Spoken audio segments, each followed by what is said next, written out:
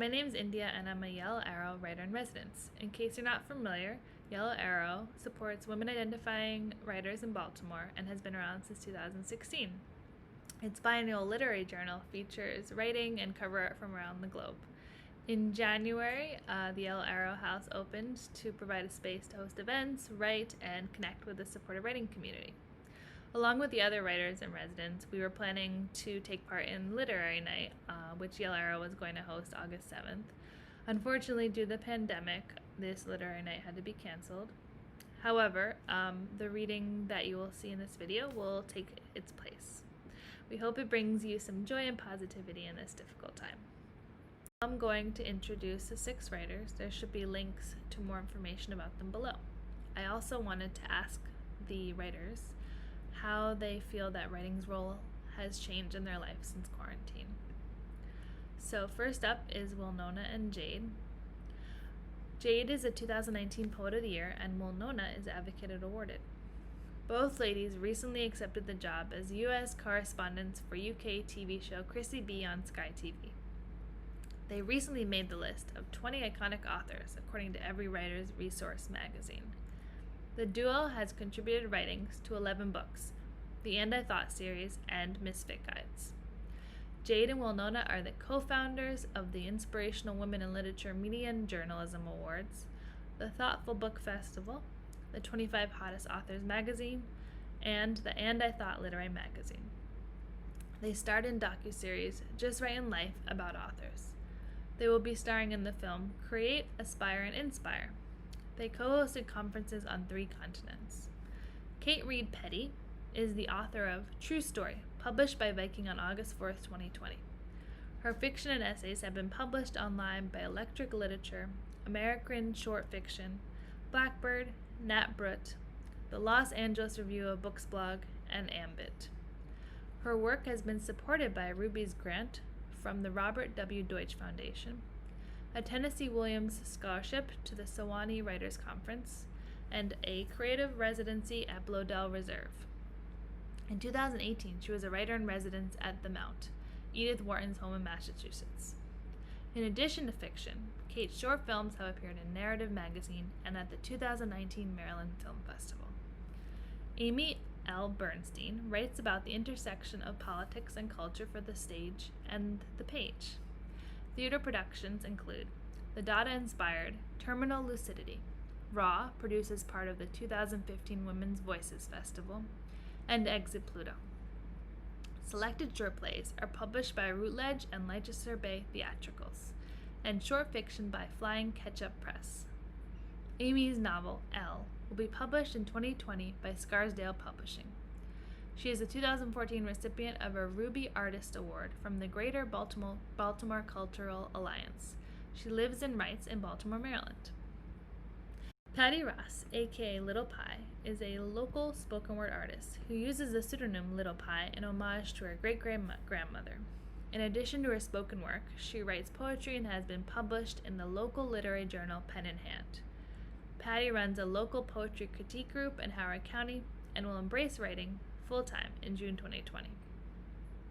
Born in Puerto Rico and raised in the mainland United States, Tatiana Figueroa Ramirez graduated with a BA in English Literature from the University of Maryland, Baltimore County, UMBC, and is a Vona Voices alumni, having worked with award-winning poets Willie Perdomo and Dinez Smith.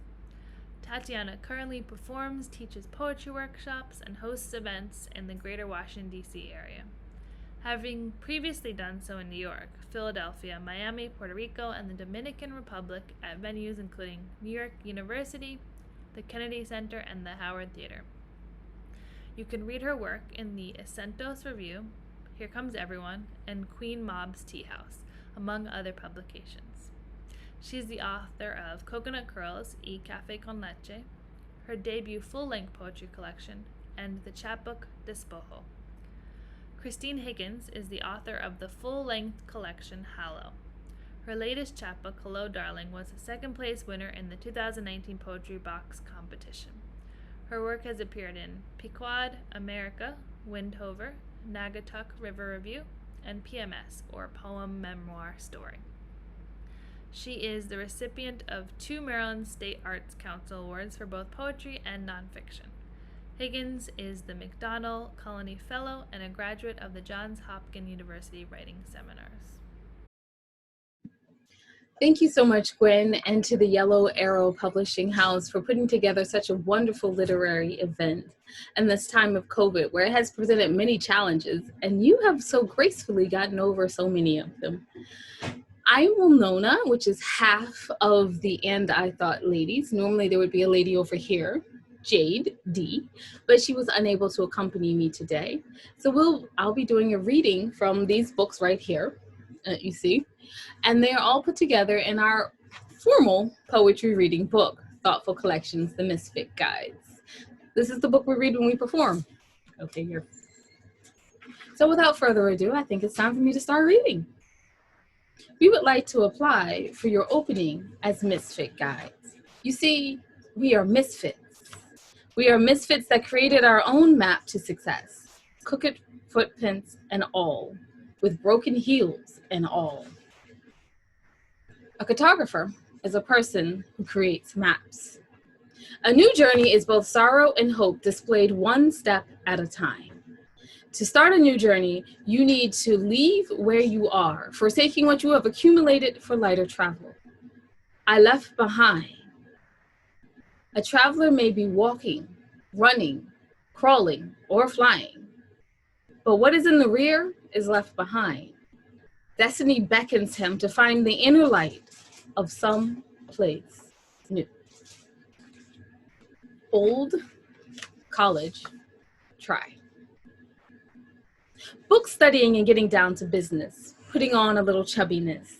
Classes, friends, choosing to study, learning how to define me. Frat, sororities, and the occasional party, experiencing college freely. Boyfriends, girlfriends, learning boys from men, and then I met you with the wavy hair and great eyes. Now my friends say, you can't love him. A compliment shouldn't make you cry. I have no answer, but I know I'll give this, the old college try. To you, I study to become unsmart, but this is a matter of the heart. To my friends, you don't understand, it's me, not the man. If I correct what's wrong, he'll see clearly that he can love the improved me. I'm trying to explain what makes good sense. Y'all's opinion is making this relationship tense. So stop acting like you don't see the flaws. I'm tired of your pretense. I know how to improve me. The ball is in my court. It's my move. Study harder so he'll see I'm not stupid. Stop looking at other men. He's the best offering from Cupid. Have fake hair just a little longer. I can't forget the eyelashes. Have a rounder booty that looks like acorn squashes. I need to plump my lips and fill out my hips. For my eyebrows, I'll buy blacker dye. He doesn't control me. I'm giving it the old college try. My grades are slipping and I don't know why. I sit alone at night waiting to cry. I know he doesn't hit me, but somehow I feel you lie. I toy with the idea of trying to die. I'm existing on this earth. For what? For why? I'm not good enough for any reward in the sky. You aren't abusive. That I will animately deny. But when you speak your words, they sting like lie. And at my dorm and wait, you lie. You tell me I'm so pretty, then unpretty. But note the females as they pass by. I failed again. I say with an inner sigh. I promise you I'm going to give it a better old college try. I drink only water. I lost the weight, yes, just by a quarter. But I don't eat. But you insist on my diet. I cheat. I feel I don't see fat, but you point it out like that. And make sure to do extra study. But I never learn, supposedly. I ask you, what else could be wrong with me? My college try is oh so meagerly. You don't seem to notice the truth. Now you have your master's degree. And a wife that wants more as she cheats, steals, and lies. My suggestion to you, give her the old college. Try.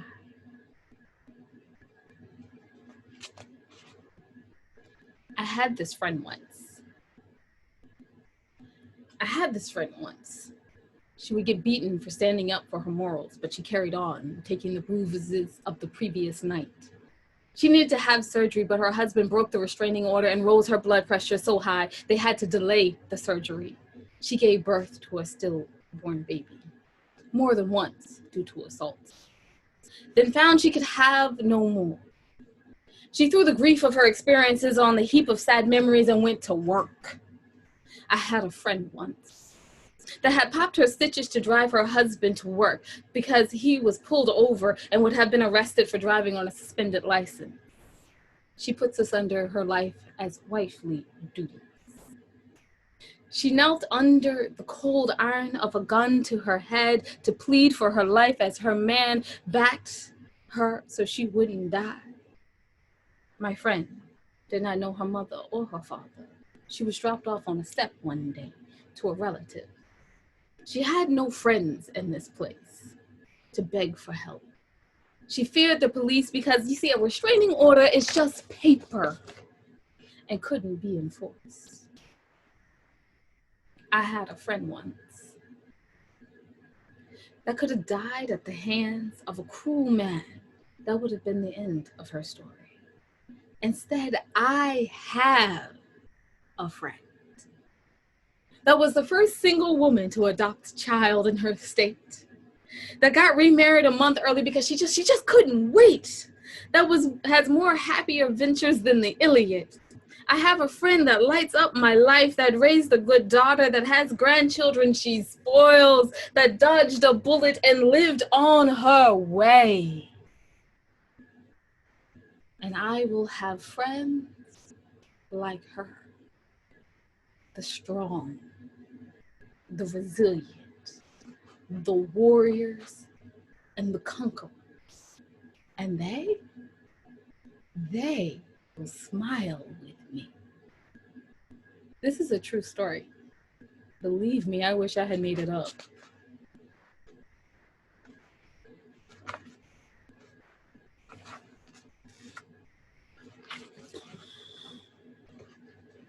Man, we thought being grown up would be so easy. We learned that we had to lay a base again and again, that losing footing does not always mean falling, that independence begins with understanding your definition of freedom and deciding whether to sacrifice or stand up to the unknown to achieve your emancipation. Do you wonder when, first introductions, do you wonder when it was that you met the world? I mean, really met the world. When did the world stick out its hand and say, hello? Were there awkward stares in an elevator until someone broke the silence at the 23rd floor? Was there an introduction in a waiting room with nothing to do but glance at one another? What happened to the traditional sit down and chat, or the cordial, nice to meet you too? I mean, before it came for your college dreams or asked for money you just didn't have, did it ever have the courtesy to ask, hi, my name is World, and you are? Yes, before the IRS made you a number. Why didn't I get to introduce before you asked for yours? A traveler respects all those who have worn the path to smoothness before him, to our late, great, and beloved. Gifts and little boxes. Paper money in your hand means so much as you grow up. I have no abundance of such a resource. I have no money, so I give to you, a devoted mother in the church of your life. Your proper upbringing is my religions. Your dreams are my beliefs. And the long hours at work with those co-workers, well, those are my prayers. Would this work in the stead of money, my sweet baby? 4 quarters equal $1, but I have only 3. I can't give to you $1 for the vending machine soda in school so you can fit in with the cool group, but I give to you extra time after 2 jobs reading books to keep up with your schoolwork, an extra class at home to stay just one step ahead of those who have tutors, an archaeologist digging through government programs and red tape for your space camp so it can be free this summer. I give you a pillar to climb on, to kick in frustration, to stand on and not worry about it falling. Will this do as that last quarter? Will it be enough? I have no credit for the college loan, but I have just a little hope left in that change jar. Look like those prayers, well, they turned into clothes and field trips. But if I hit my knees just one more time and rise up with just one more job, you can go to the state college.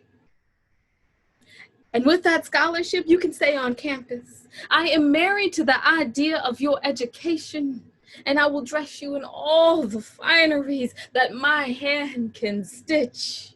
And you will parade down the aisles of that lecture room with all new books. You will hear every holy vow from those lecturers' lips, and you will swear to remain on the pathways to success, never adulterating it with foolishness. See, I have no savings, but will a partner in life do? I have money, Mom, but will a phone call do? Until I'm due at home with the kids. I have a job, Mom. We will have to make do. I have it all, Mom, but I can't give it to you.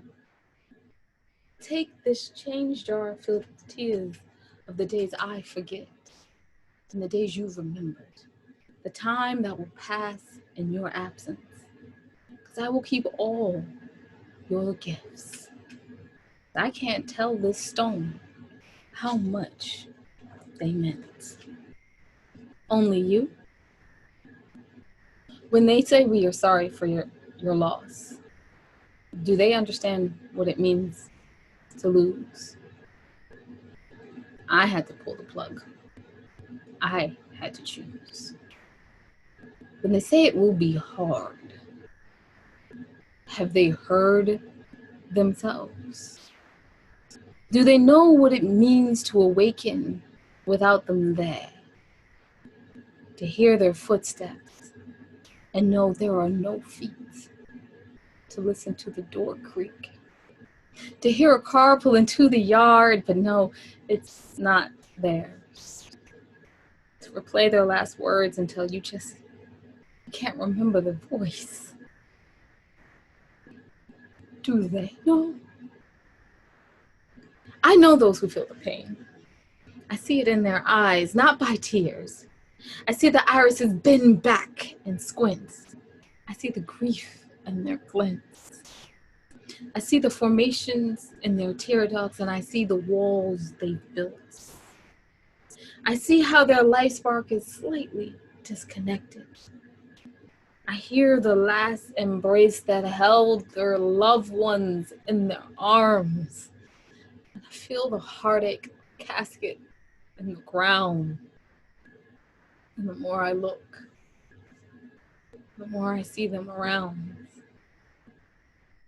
And I understand, only you understand me now. To our late, great, and beloved, we see your footprints cemented in our life.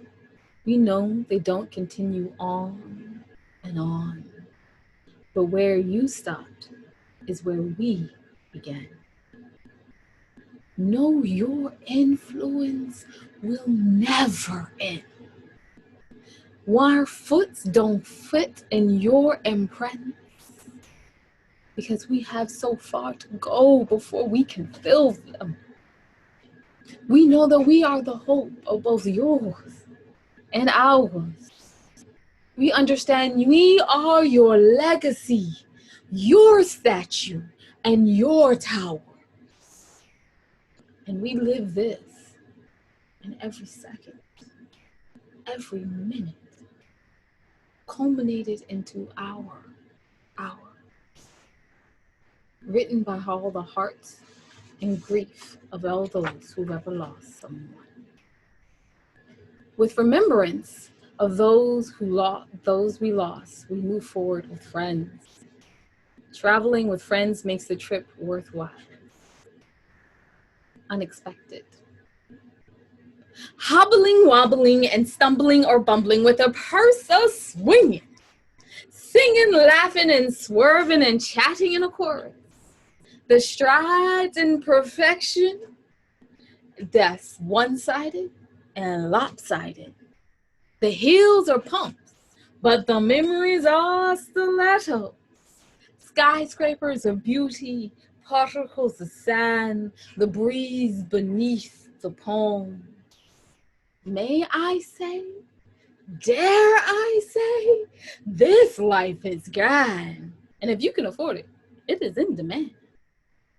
The places you can go on a broken heel with your friends for a steal.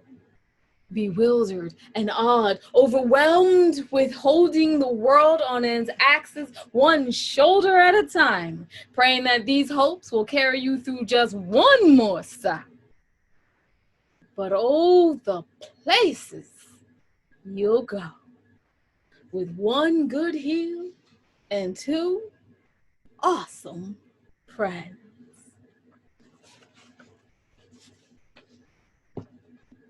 A traveler may return as poor as when he left, but it is the pathways that he has traveled that has given him a wealth of treasure to dispense of whenever, because it is at his discretion.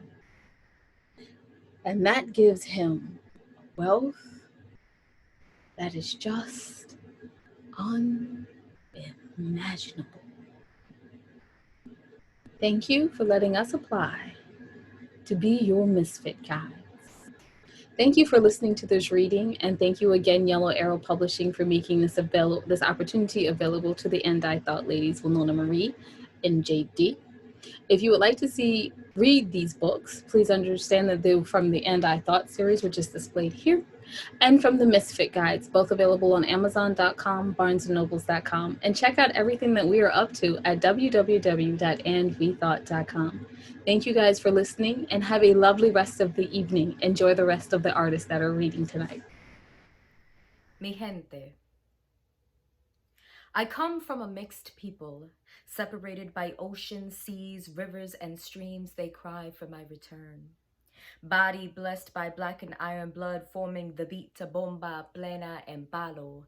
These the praises to African daisies, uprooted from rich soils to far away lands in chains, chains broken by revolutions and fight that still pump air breathing through this very poem. Tribes from generations before reveal spirits of the mountains, protecting the people I name my own.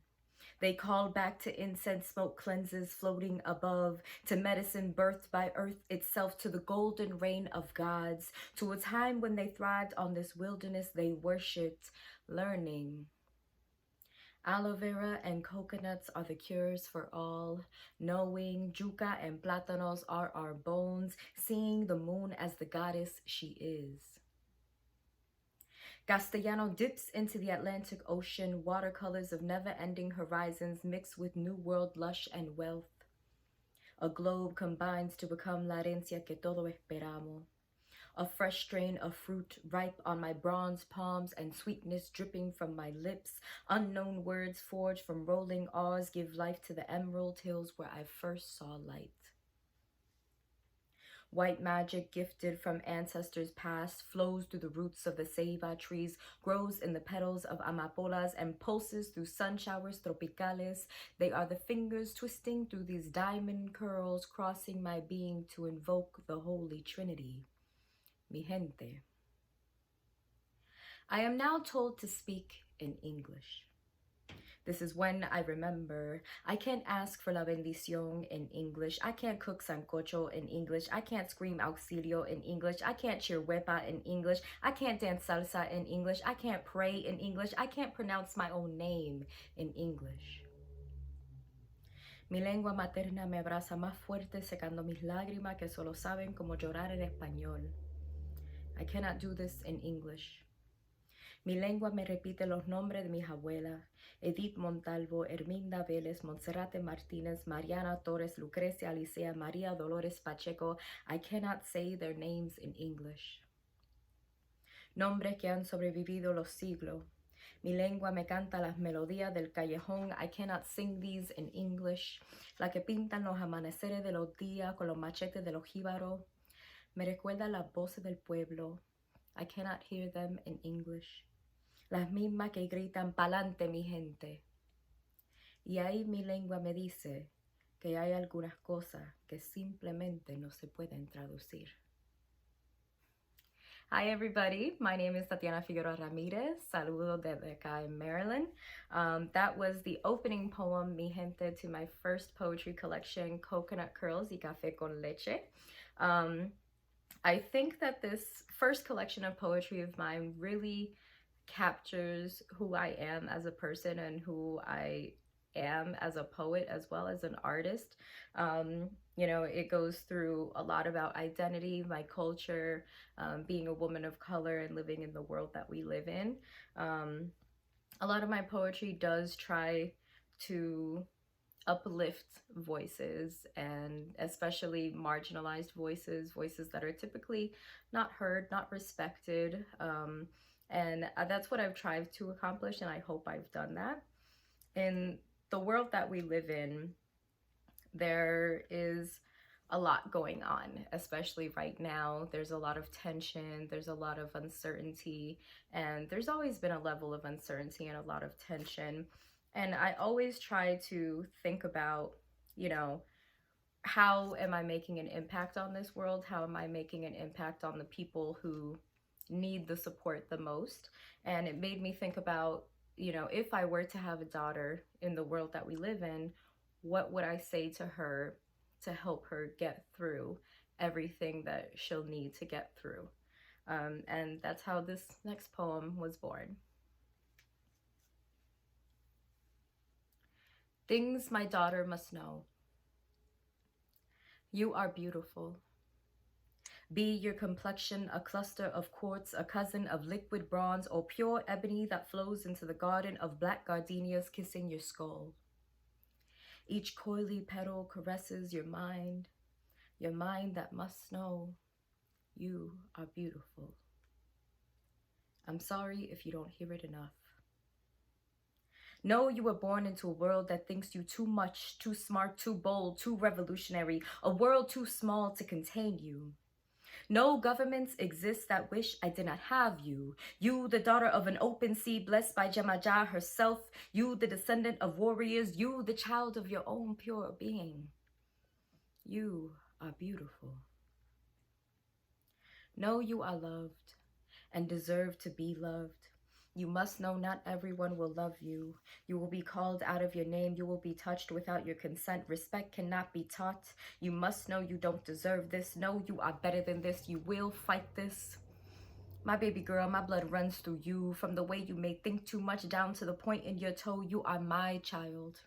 No, I was strong. Death and I acquainted. Tears preserve sanity. Even in silence, I ran away into line breaks and metaphors. Escape if you must. You with the names Milka, Monserrate, Herminda, Evelyn, Mariana, spelling the smart words on your tongue, forming your fingers into fists in the air, pushing your breath into laughter. Know those names were strong. They smile and survive through you. Know you are strong. I hope you don't have to be, but you must know you are strong.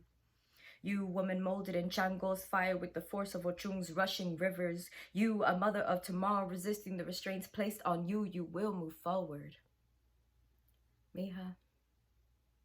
But remember Callejon Bosque. the concrete cradle where island nights rocked me to sleep with coquille lullabies. Don't forget El Caribe, where your ancestors built you a home. You must know our homes, you must know your homes. You Boricua with bomba beats pulsing through your chest and salsa rhythms rolling off of your hips. You Caribeña with boleros breathing through your gaze, the merengue mixing into your scent. You a dream thought impossible. You must know you are Puerto Rican. You must know you are black. You must know you are loved. You must know you are strong. You must know you are smart. You must know you are fierce. You must know you are bold. You must know you are a revolution. My daughter, you must know you are beautiful. So that was another poem from my first collection of poetry, Coconut Curls y Café con Leche. And that, I guess, is dedicated to my future daughter and all of the little girls of color who really need to hear that they're beautiful, despite what beauty standards we have in the society that we live in. So, you know, it's not just little girls who need the support and need the words of encouragement. So I really thought about, you know, what it would be like to raise a son in this world, specifically a son of color. And my partner, he's African American, so that would make my child a black son as well. And, you know, we're living in a time where it's becoming very apparent to people who are ignorant of the conditions and the situations that Black communities have been living in. And I'm hopeful that it will lead to real change. I'm hopeful that we will have a better tomorrow for our little boys and girls. So that's all I have to say about that. Black lives have always mattered, and they will continue to matter. They mattered yesterday, they matter today, and they matter tomorrow. So this is to my son. To my son, I must tell you this life will not be easy for you. You born into a cradle of thorns, you will leave my womb already scarred by the fire set to burn you. You who resemble the warmth of the sunrise competing with the night sky, you carry the light conjured and consumed by the ancestors who dreamed of your well-being. And somehow, you will only spark fear, hate, rage from those who don't understand you, those who have never been blessed to witness such a gift as yourself. Those who will only see the beings they trapped in chains like livestock. Those who will only see the beings they locked in cages like beasts. Those who will only see the beings they envied because these beings were beautiful, indomitable, unstoppable, just like you. These are the same beings coursing through your blood, that pump air through your lungs, shape the curve of your smile, hold the strength in your arms, force the speed in your legs, tailor the accent on your tongue, speak your name with pride, forbid you from ever saying, I have been colonized. No, my dear, because even though people will lash your back, mark your palms, and attempt to dump you into a neglected state of limbo where you can neither be child nor man, human nor savage, alive nor dead, remembered nor forgotten, as if those people can preach you don't belong on a land that was never theirs. You will claim your place, bursting through concrete, breaking soil and binding every soul you meet to the roots, twisting and blooming in your veins. You will claim your power. My son, you will fight, and you will resist, and you will know you are worth your weight in gold, in opal, in jade, in quartz, and in every treasure this earth has birthed, because, my son, you are the child of gods. You, my son, will grow up knowing your black skin is an obsidian luxury others would kill for. You, my son, will grow up knowing your mind padded with unimprisoned curls is a freedom others could never imagine. You, my son, will grow up knowing your swollen heart is a prayer others will never hear the answer to. You, my son, will grow up knowing you are beautiful, indomitable, unstoppable. You, my son, will remain uncolonized.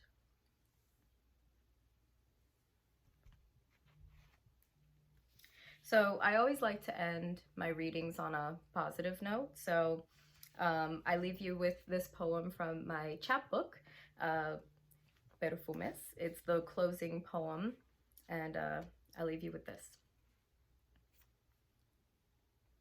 It begins outside, in your backyard or the trees down the road by the basketball court, usually in your grandmother's garden. You'll need lavender, roses, lilies, and mums to relax the strain stuck in the base of your neck, to perfume the space around your mind and calm your shiver, to purify open wounds from the permanence of scars, to ease your breath, allowing laughter to wake again. Think good thoughts. It moves inside, in your home or that of a loved one under the veil of God's hand. It will always be in the kitchen. You'll need aged rum, boiling water, and a caldero and a vase to preserve the sugar scents dancing through the liquid ripples, to steam clear clogged channels for positive energy, to contain the power brewing over the flame, to display the beauty of oblate blooms and blessed liquids. Think good thoughts. It grows deeper in your heart and in your spirit, in your valves, guiding the blood of ancestors through your body.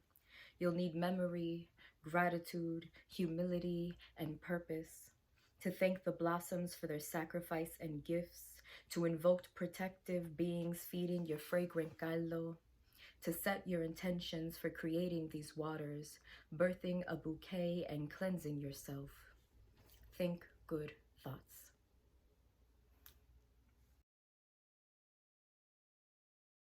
Hi, my name is Patty Ross, also known as Little Pie. I am a poor people's campaigner and an advocate for the disenfranchised. I'm going to read for you 3 poems that were born out of my experience of living in the city about 7 or 8 years ago.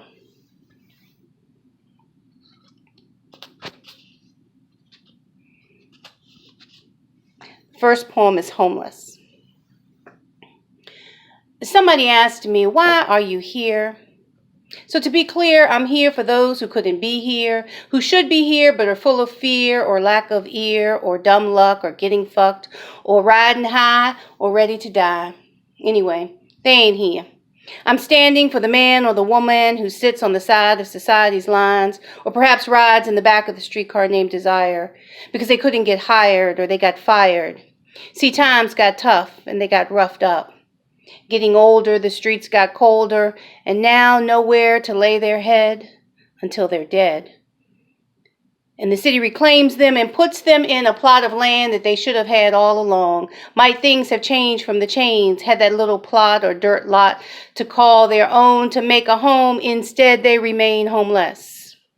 Now we about the business of making money, keeping our minds on it and ignoring the bodies that are piling up on the streets that we drive and the parks that we sit. We know all the sweet honeys and the hymns and the Tims, and while they lay on the street dying and losing limbs. Yeah, somebody asked me, why am I here? I'm here for those who live with the demons of street life, not knowing whether they get beat down tonight and die in the glow of a homeless light. Hey, why are you here?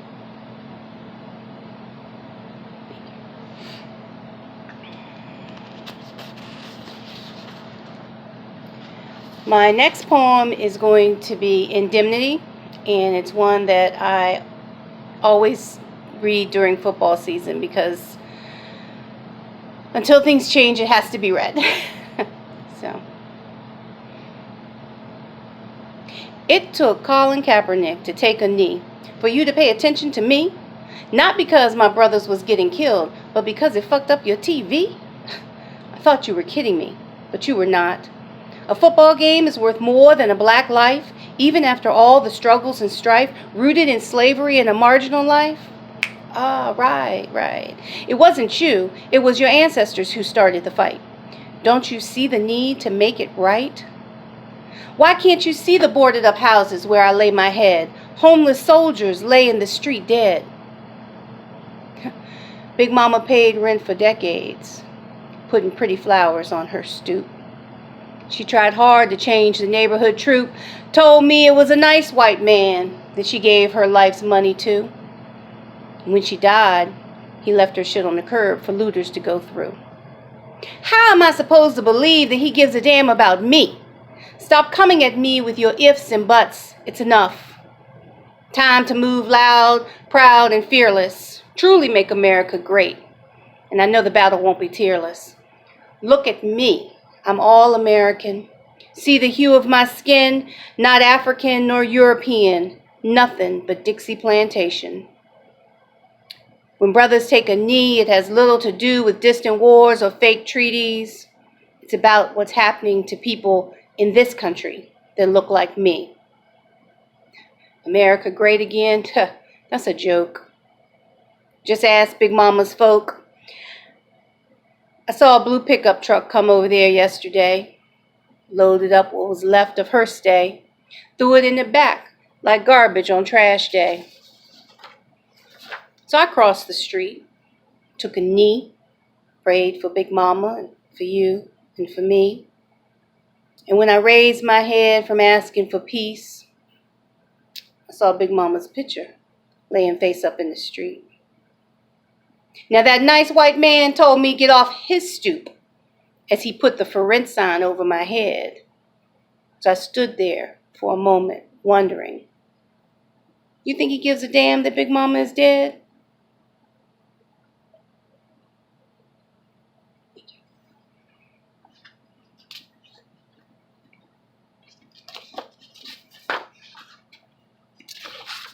And so now for my last and final piece is about a couple of little boys that I saw as I was taking a walk one day.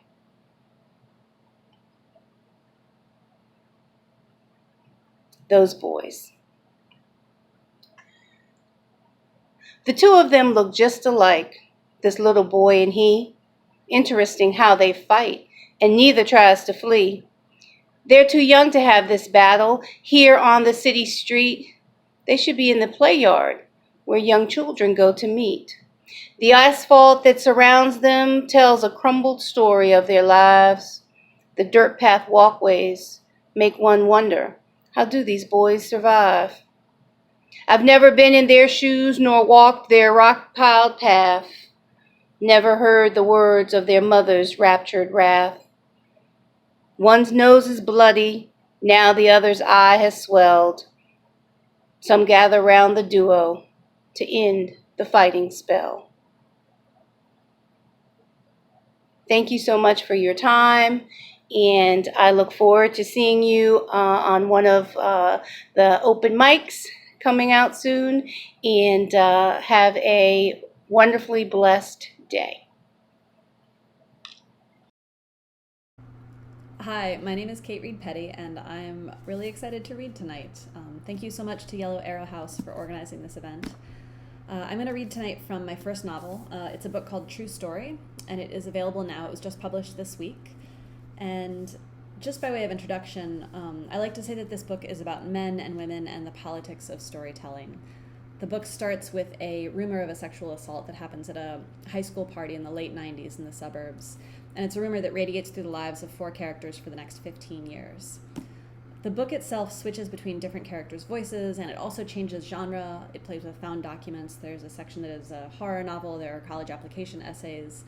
And the reason it does that is because it mirrors the way that stories about sexual assaults and a lot of stories about power and violence in this country are sort of pieced together in the public narrative from different sources. And what this book is ultimately questioning is, how does our society decide who gets to tell the story of what happened? And, for all of us, how do the stories about us shape our lives? So just to give you a taste, I'm going to read first from the very beginning, and this is from a character called Nick. He's a high school boy, and I think that's all you need to know.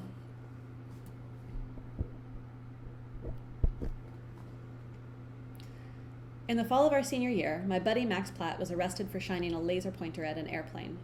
We didn't even know this was illegal. It was one of the least bad things Max ever did, and it was hilarious that it ended up being the thing he got in trouble for. This was still a few months before the whole thing with the private school girl. We were at Denny's when we heard the story, of course. The lacrosse team practically owned Denny's. That night it was just Max and me and my old buddy Richard Roth. Been doing it since August, Max said. He'd cut class, go out to the empty field behind the auditorium, and lie on the sandy grass, pointing the red light at the sky, slowly waving it back and forth, like the bat signal. Really? Richard said. It always got under my skin how Richard was so impressed with Max. So I said, but why, Batman? What's the point? Fucks with the pilots, Max said. Max did a lot of things we wished we had the balls for, but this one, personally, I never understood the appeal. He told the story again at practice. The story was better with all of us there. Max stood up and did his impression of the cop who caught him. What are you doing? He said in a big Yosemite Sam voice. He waddled around with his hands out to the side like he was too fat to put his arms all the way down. I slipped and fell, I shouted, Max said. Or I tried to shout. I don't know. I was so fucking high. Who knows? I put my hands up over my head. They felt like jelly, like I was moving them through jelly. We all nodded like we knew what Max meant, like we'd all been too high to raise our arms, even though I knew for a fact some of those guys had never smoked. The cop goes, get over here, son. Put your arms down. I just leave my bowl in the grass. He never checked. Too lazy to walk 100 feet, Max said. He had no fucking clue. We were all cracking up listening to the story. The cop had no clue Max was high. We shook our heads. Cops are such dumbasses, I said, and everyone laughed. But the next Monday, Max wasn't at practice. He was suspended. Coach told us the laser pointer thing was actually a federal crime, a $250,000 fine, and up to 5 years in prison. We were all super low that day. The state championships were only 8 months away. We wondered if Max would be in prison then. We wondered if he would tell the FBI that we smoked weed. For a while, we discussed nothing else, jogging in anxious circles around the track. But in the end, nothing really happened. We were only 17, and Max's dad was a CPA, so maybe he knew a good lawyer. Max didn't even have to do community service. He was put on probation and had to check in with a cop every month for a year. That was basically it. The only other thing was that he had to get up in front of the whole school and give a speech about the dangers of laser pointers. It was, of course, hilarious. Say it with me. Watch where you stick your pointer, Max said, pointing his thumb over the podium like Bill Clinton. And everyone in the auditorium said it with him. Watch where you stick your pointer. Mr. Kaminsky, the English teacher, tried to step in. Thank you, Max, that's enough. But the whole school just kept chanting it. Watch where you stick your pointer. Watch where you stick your pointer. In the end, it took 2 administrators to quiet everyone down, Max grinning on stage the whole time. We sat in the back and cheered him on. We knew that he was with us again. The only thing was now he had a record, so he couldn't get caught again. But we didn't think that would be a problem. If we could get out of a felony, we could get out of anything. So that's Nick. The other major voice in the book belongs to a character named Alice. And in this section that I'm going to read from, Alice is in her late 20s and she is living in New York. She has a cat named Chloe who is named for Khloe Kardashian. And she has just started dating a man named Q. For 2 weeks, we talked nonstop. Tried not to see each other too often. Didn't want to move too fast. Emailed all day long like I'm writing now, paragraphs at a time, picking up the stream of consciousness where the other left off. Texted in transit, talking ourselves to sleep on the phone. Broke down despite deadlines and saw each other the 3rd Wednesday, sharing Chinese food on his couch and not sleeping. Dragged myself to work at a corporate office where I sat at a reception desk at a back door. Literally no one walked by me all day. I wrote an essay about how beautiful and true romantic comedies actually are. I went back to him Thursday night and then Friday and Saturday too, with breaks in between only to run home and change clothes and bring Chloe a paper bag to play with. She loved paper bags. 2 or 3 times early on, Q stayed at my apartment, but usually he convinced me to come to his place. I don't sleep well in other beds, he said, and I saw it was true. I didn't push it. Was embarrassed about my apartment. Small, cat hairs clung to your clothes, needed a tape roller on hand at all times. Shower caked in rings of rust, stained so that it looked dirty no matter how hard I scrubbed. The incessant rustle of a paper bag in the kitchen where Chloe was wallowing like a hippo in mud. Q didn't grumble too much, but on the handful of nights he stayed, he wrinkled his nose at Chloe, wouldn't set his toothbrush down on the edge of the sink.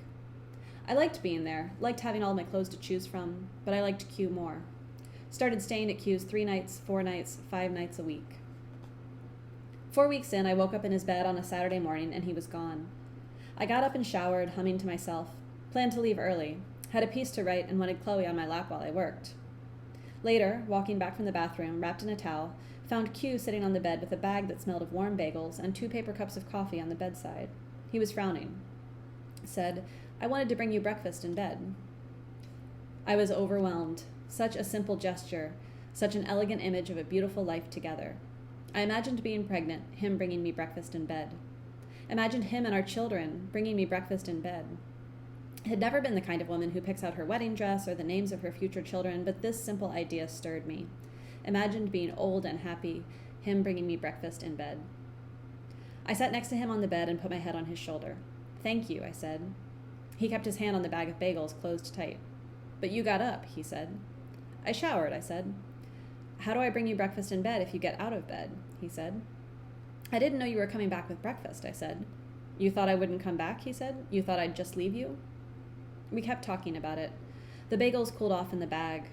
Talked and talked and talked. I didn't understand the problem. I must have done something else, I thought. He must be stewing over some earlier hurt. I probed, tried to get him to tell me what was really going on, but there was nothing more, just the fact that I'd gotten up when he wanted me to stay. Finally, we agreed that I would get back in bed, and we could eat the bagels together then. I guessed it was just that he really wanted to do something nice for me. I hung up the towel and climbed into bed. Q watched me. "Close your eyes," he said. I closed my eyes. I felt the pressure as he sat on the edge of the bed next to me. "Wake up, Alice," he said. "I brought breakfast." Grew up in a family that did not talk about it when we were angry. I often hurt my mother's feelings without realizing it, until she made a sarcastic remark 3 weeks later. So it seemed totally natural for Q to be channeling some kind of frustration into the breakfast thing. And hadn't I been stirred by the idea of breakfast in bed too? It was a stirring idea. No wonder he'd wanted it to go well. He just wanted the thing he had imagined. "Next time," he said, when we had finished the bagels and he was kissing my forehead and taking my empty paper cup, "next time, don't get up until I tell you." I laughed and promised I wouldn't. Thank you so much again. My book is True Story, and I hope that you enjoy the rest of the festival. Thanks. Good evening, everyone. It's a pleasure to be here with you. My name is Christine Higgins, and I'd like to read a few poems from my latest collection, Hallow, by Cherry Grove Collections. 2 books arrived right after the shelter-in-place order, so this is a real launching for me.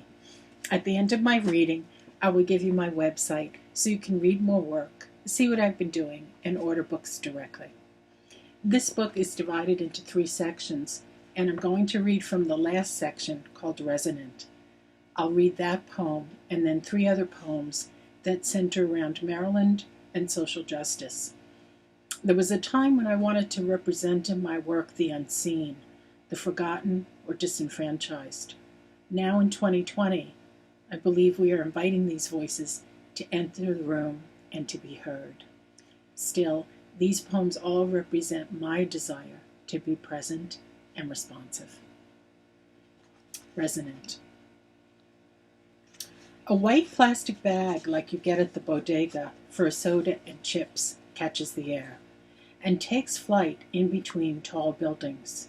As it lifts in the wind, it seems to seek out the cumulus clouds and catches a sliver of sun in the cold November air, really a shapeshifter signaling hope.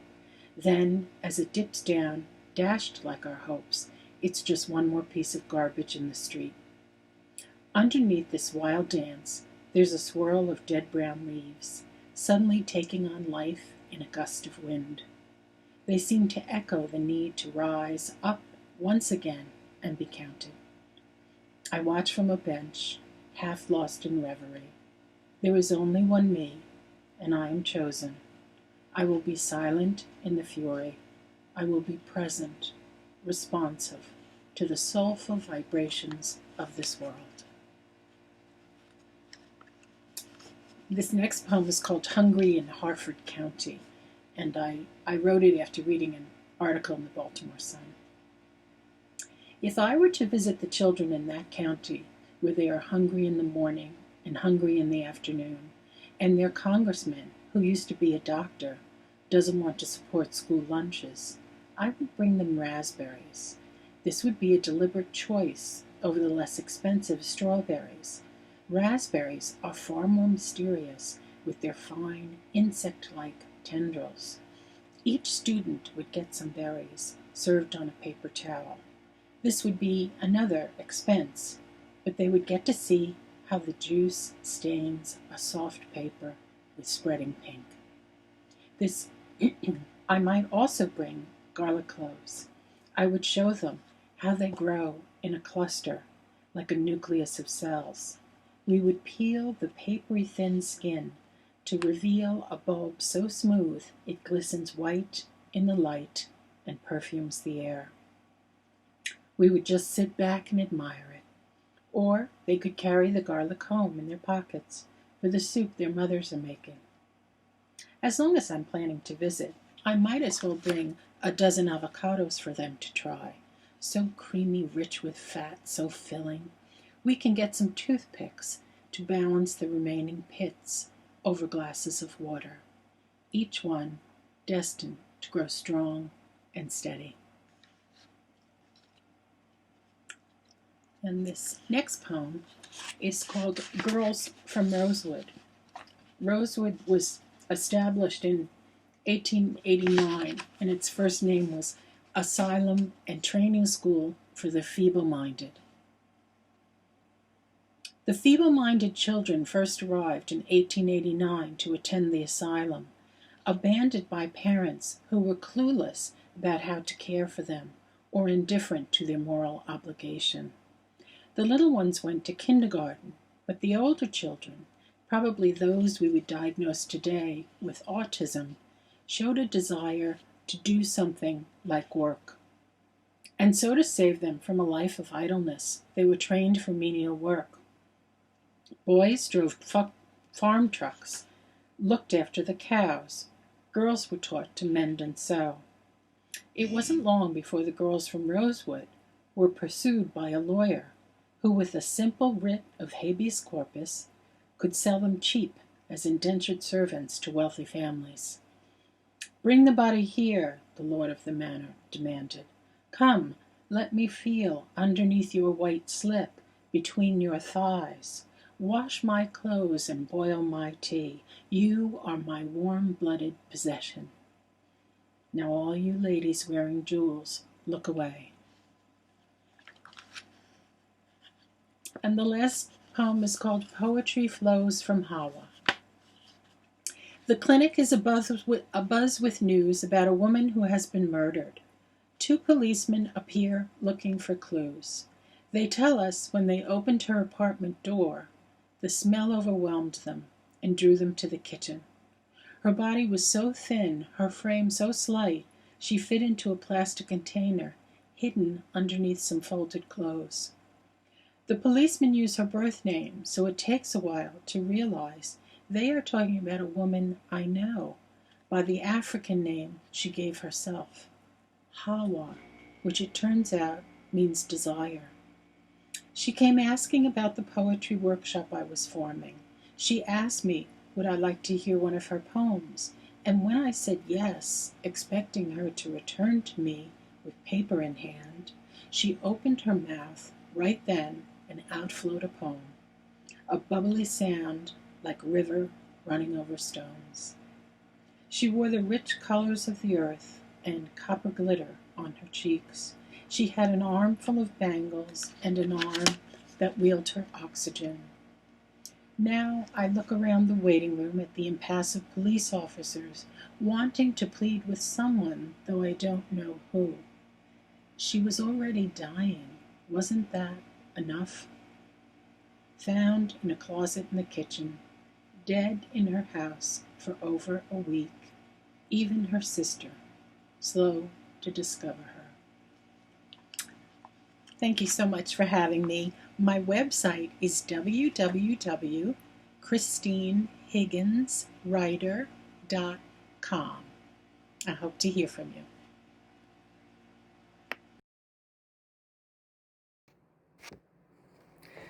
Hi, my name is Amy Bernstein, and I'm reading Chapter 1 from my novel, Elle, which is about a very unconventional mermaid. This will take about 5 minutes. If you like what you hear, you can pre-order Elle at the Amazon Kindle store, and you can find me at amywrites.live. And thanks for listening. The instant I tell you I am a mermaid, you will jump to many conclusions, and all of them will be wrong. I prefer facts to fantasy, so I'm going to set you straight right away. You may be disappointed, but I don't care. You can imagine whatever you like, but that doesn't make it true. And going by my own experience, relying on your imagination to get you through the day, is like bringing a wet noodle to a bloody battlefield. It can't protect you, and you just end up looking silly. So first things first, a mermaid's DNA, my DNA, is 98.65% identical to that of Homo sapiens and chimpanzees. The remaining 1.35% requires further genetic research, but we believe it's a combination of dolphin, octopus, and orca whale. Yes, those three sea beings are very different from me and from one another. No, that doesn't make me a freak. And by the way, they are the most intelligent sea beings on Earth, apart from mermaids. So draw your own conclusion. Second, I do not have a fishtail or a fin, nor was I born with either. That probably shocks you. You already have a picture of me in your head, a sexy siren with a shimmery green fin that resembles a woman's undulating hips at the top and a forked fish tail at the bottom. Why people find this sexy, I'll never know. But I don't have one, and even if you plunge me into a bathtub filled to the brim, I won't grow one. Not happening. And anybody who still believes that deserves to be... No, never mind that now. This will cheer you up. I do have vestigial gill slits integrated with the mastoid bones right behind each ear. This means I can remain underwater far longer than you can, but not indefinitely. It's not a superpower, it's just a genetic fact. And oh, mermaids are hairless. That's right. No long, sexy golden tresses cascading down our backs unless we're faking it with wigs. We have no body hair. Instead, our outermost layer of our derma is protected by a micro-thin coating called schlemma. You can't see it, but if you were to touch me, and that's purely rhetorical, you'd describe my skin as just slightly slippery, almost greasy. I'm not actually greasy, but that's probably how it would feel to you. I should make something very clear. If you were to meet me at the gym, a bar, or your favorite bookstore, you would never know I'm a mermaid and not a Homo sapien. You wouldn't see my gills, and you would not be invited to touch my skin. I would be wearing a wig, or perhaps a head wrap, or a hat, or some combination that will not raise questions.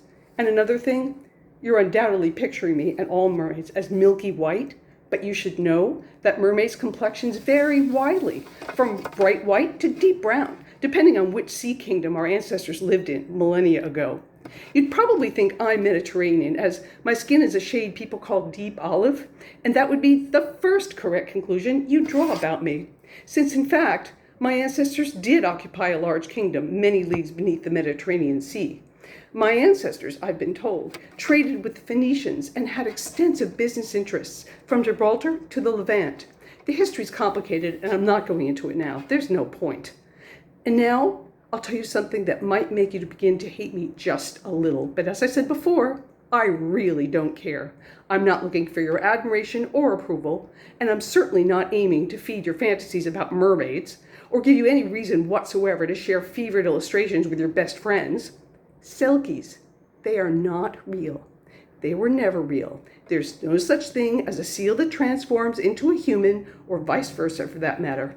If you believe selkies are real, that says more about you than it does about me, and it's not flattering. I can only bring this up because so many of you seem to conflate species or make ridiculous assumptions about one thing being related to another, as if a housefly were akin to an elephant.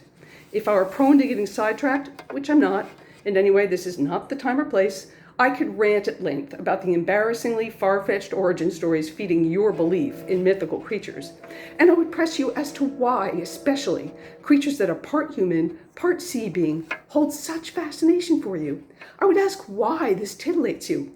I would ask why there is such a powerful, persistent desire to fetishize mermaids, to invent histories and personalities and belief systems for them that have no connection to reality. I would ask, above all, why you so desperately wish for non-existent creatures to be real, when real creatures are in dire straits and in need of help right now.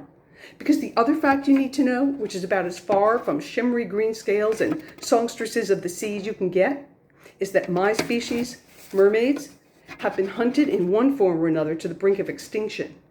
I've been referring to our history and our bodies, but that's just force of habit. The plural helps me feel I am not alone.